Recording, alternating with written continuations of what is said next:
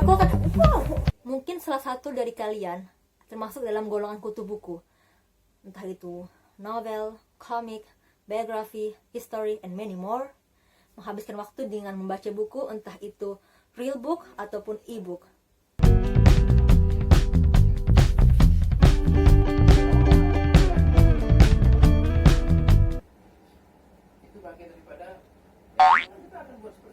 But if I ask you, kapan terakhir kali kamu ke perpustakaan?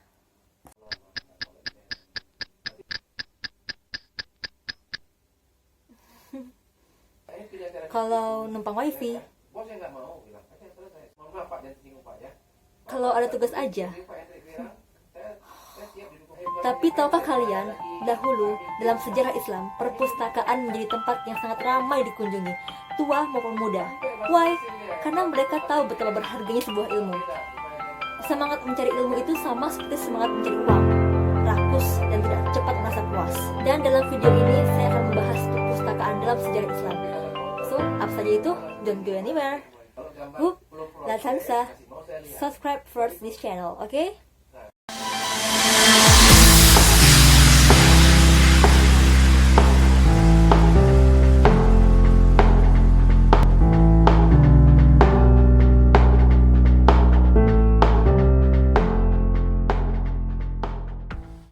Menurut John L. Esposito dalam Ensiklopedia Oxford Dunia Islam Modern, perpus-perpus Islam pernah mengalami kejayaan. Hobi kaum muslim belajar secara alamiah, menciptakan budaya membaca dan kegiatan pelestarian buku. Khalifah Al-Mansur 775 Masehi adalah pendiri cikal bakal perpustakaan, mendirikan biro terjemahan di Baghdad. Pada pemerintahan Al-Ma'mun 833 Masehi, inisiatif itu disempurnakan dalam pendirian Bait Al-Hikmah yang merupakan perpus pelopor kala itu. Bahkan didaulat sebagai lahan sentral pengetahuan dunia Islam. Keberhasilan itu merembet ke sejumlah wilayah kekuasaan Islam. Semangat menulis pun semakin meningkat ketika kertas mulai dikenal pada dunia Islam di abad ke-8 Masehi. Kertas makin famous dan memunculkan ragam profesi baru, salah satunya warok atau penyalur dan penyalin kertas. Buku Al-Fihris karya Ibnu Nadim pada 987 Masehi memuat daftar-daftar buku berikut isinya secara umum. Lalu perpustakaan dikembangkan oleh cendekiawan ternama asal Istanbul, Haj Khalifah. Ia membuat daftar kitab klasik-klasik dilengkapi uraian singkat, isinya total mencapai 14.500 judul. Akan tetapi, buku-buku yang ada sepanjang sejarah kerap menjadi sasaran perusakan. Entah itu karena bencana alam ataupun karena ulah tangan manusia sendiri. Sejarah mencatat tentara Mongol di Baghdad pernah menghancurkan secara massal karya-karya muslim saat itu. Pada masa Inkuisisi pun di Spanyol, terjadi pemindahan ribuan buku naskah dari dunia Islam ke perpustakaan personal di barat.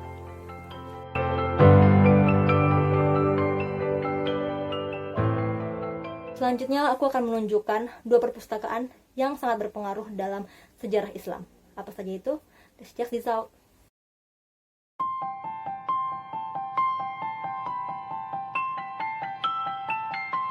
Maktab Chingeri. Okay, I really don't know how to say it, Chingeri or Chingweri. Terletak di tengah Gurun Sahara, tepatnya negara Mauritania. Masyarakat setempat menyebutnya sebagai kota batu kuno Chingeri yang didirikan pada abad ke-13. Kota batu ini menjadi rumah bagi koleksi mengagumkan berbagai manuskrip kuno dunia Islam. And then, menurut sejarah, kota batu kuno ini pernah menjadi metropolis dan pusat perdagangan penting di abad ke-11. Ia juga menjadi tempat singgah bagi jemaah haji yang melakukan perjalanan ke Mekah. Tak jarang, para jamaah meninggalkan teks Islam di perpusnya, sebuah tradisi yang berlangsung begitu lama. Dan yang lebih kerennya lagi, Chingeti itu juga menjadi tempat para penuntut ilmu di berbagai cabang ilmu pengetahuan, mulai dari agama, hukum, matematika, kedokteran, bahkan sampai astronomi. And you know, setidaknya 5 perpustakaan kuno di kota ini menyimpan 1.300 naskah Al-Quran yang dipakai para pelajar terdahulu untuk mengkaji Al-Quran. And the incredible thing that you must know itu adalah suasana dan buku yang ada di Chingeri itu masih sama persis seperti apa yang dibaca juga oleh para khalifah serta pelajar-pelajar yang ada zaman dahulu, tidak berubah and still authentic. Jadi kalau teman-teman bisa lihat fotonya di sini, lihat itu kan masih bener-bener batu, masih bener-bener kuno, dan mereka mempertahankan itu semua gitu. Namun hari ini Chinguetti mulai ditinggalkan oleh warganya dan tersisa hanya beberapa ribu orang saja, termasuk salah satunya keluarga yang dengan bangga terus melestarikan dan melindungi berbagai manuskrip peninggalan perpustakaan. Harus dengan perawatan yang tepat dalam menjaga warisan tersebut, karena dapat hancur akibat iklim gurun Sahara yang sering terkena badai pasir. Di tengah gersangnya gurun Sahara, badai pasir yang begitu ganas, terdapat sebuah ladang ilmu yang tetap ada secara turun-menurun dan dilestarikan. Dan bahkan mungkin saja bila Chinguetti akan hilang oleh badai pasir gurun yang begitu ganas. Well, kalau kalian pernah nonton kartun Avatar The Legend of Aang, itu akan ada sebuah adegan di mana mereka itu menemukan sebuah perpustakaan yang sangat bersejarah, tapi kemudian perpustakaan itu tenggelam ke dalam pasir. Well, apakah mereka terinspirasi dari Chinguetti? Who knows it? Kalau iya, menurut kalian, komen di bawah. Next we have Baghdad Library. Seperti sudah dibahas di awal, perpustakaan Baghdad memiliki bukti nyata kejayaan Islam serta kepedulian umatnya terhadap ilmu pengetahuan.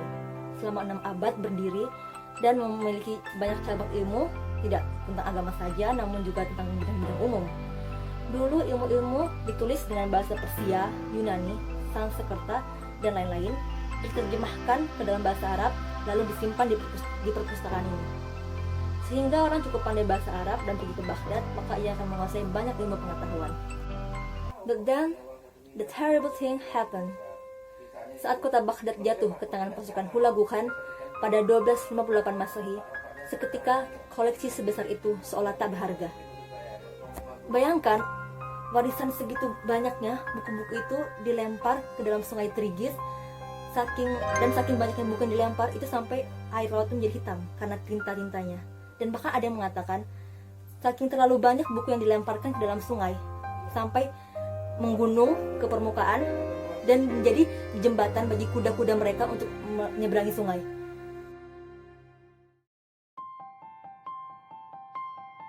We have Library of Alexandria. Nah, sebenarnya aku nggak tahu kalau ini perpustakaan Islam atau bukan, tapi setahu aku bukan. Tapi kalau memang kalian dapat informasi yang valid, boleh kok dikoreksi di kolom komentar. Jadi kenapa aku membahas perpustakaan ini? Karena sebuah tragedi besar pernah terjadi di perpustakaan ini dan menyeret nama Islam oleh orang-orang yang tidak bertanggung jawab. Apa itu? Ya, let's check this out. Menurut Fernando Base dalam Historia Universal de la Destruction de Libros atau penghancuran buku dari masa ke masa, perpustakaan Alexandria di Mesir bukan hanya sekedar tempat menyimpan manuskrip, dia juga selalu ramai dengan diskusi ceramah para intelektual di zamannya. Jadi kayak sebuah perpustakaan yang benar-benar itu keren banget, karena selain menyimpan buku-buku pengetahuan, juga sering ada ceramah-ceramah dari para profesor, ilmuwan, dan lain sebagainya. Alexander the Great, penguasa Mesir yang juga murid dari Aristoteles, dialah yang membangun perpustakaan ini pertama kali. Tapi baru di tangan Demetrius Phalereus, perpustakaan Alexandria mengalami kejayaan. Dalam perkembangan selanjutnya, manuskrip yang ada di perpustakaan itu dikisahkan musnah seketika, hilang tanpa jejak. Siapa pelakunya?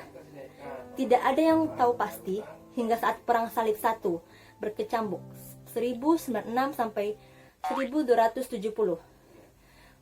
Ini gimana sih bacanya? Maaf ya, lidah Indonesia soalnya. Gregorius. Kalian bisa lihat namanya di sini. Caronus. Dalam karyanya The History of Dynasties menuduh pasukan Amr bin Ash yang memusnahkan naskah-naskah tua itu. Amr bin Ash, kalian tahu kan, dia itu penakluk Mesir, maksudnya yang yang berhasil membebaskan Mesir dari kejahilian melalui perang ya. Dia jenderal perang yang sangat hebat. Tapi kalau aku salah, tolong komen di bawah ya. Insya Allah aku nggak salah kok. Itu sangat aku ya. Caronus bercerita usai penaklukan Alexandria oleh pasukan Amr bin Ash pada 641 Masehi. Johannes Philoponus, seorang cendekiawan Neoplatonism, ingat ya namanya Johannes Philoponus, meminta Amr bin Ash untuk menyelamatkan manuskrip yang ada di perpustakaan Alexandria. Amr bin Ash pun meminta saran kepada Khalifah Umar bin Khattab di Madinah. Dan kalian tahu apa jawab Umar? Jika semua itu tidak sesuai dengan Al-Quran, maka itu berbahaya dan harus dimusnahkan.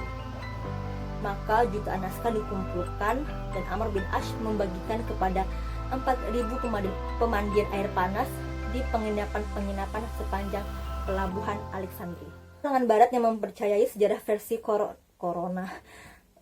Caronus itu, setidaknya sampai abad ke-17.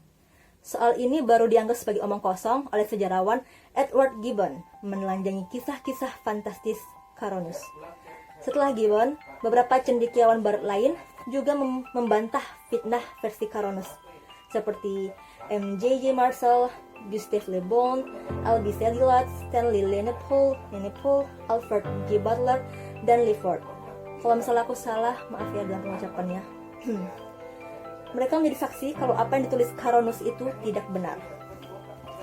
Bahkan alih-alih menyalahkan pasukan Arab Islam, Gustave Le Bon justru menyebut musnahnya perpus Alexandria disebabkan oleh pasukan Julius Caesar saat menyerbu Mesir. Namun yang jelas saat pasukan Amr bin Ash memasuki Alexandria, perpus itu sudah lama musnah. Menurut Le Bon, tokoh Johannes Philoponus memang nyata dan memang ada, tapi ia hidup di era sebelumnya. Ia hidup saat terjadi konsili Chalcedon pada 451. Ia hidup sampai masa kekuasaan Kaisar Justinianus 518 sampai 565. Ujar Le Bon yang termaktub dalam La Civilisation des Arabes atau peradaban orang-orang Arab, bagaimana mungkin seseorang tokoh yang sudah lama dalam perut bumi dikatakan bersahabat baik dengan Amr bin Ash di Alexandria pasca penaklukan bandar itu pada 641 Masehi. Jadi kayak misalnya Amr bin Ash itu datang ke Alexandria tahun 641 Masehi. Tapi sementara tokoh bernama Philoponus yang katanya meminta untuk menjaga manuskrip itu sendiri hidupnya itu sudah ada sebelumnya gitu loh. Maksudnya ia hidup sampai masa kekuasaan Kaisar Justinianus 518 sampai 565. Itu kan 565, sementara 641 Amr bin Ash datang. Kan itu sangat berbeda jauh ya. Ya, walau sebenarnya sih masih jadi teka-teki di mana hilangnya semua manuskrip itu hilang begitu aja musnah. Menurut kalian gimana weh? Kalau tahu, komen di bawah. Terima kasih telah menonton video saya kali ini. Semoga bermanfaat, menambah wawasan, dan membuat kita lebih peduli pada perpustakaan dan budaya membaca, karena memang buku adalah jendela dunia. Jangan lupa untuk like, comment, and subscribe, dan tunggu video-video saya selanjutnya. Terima kasih.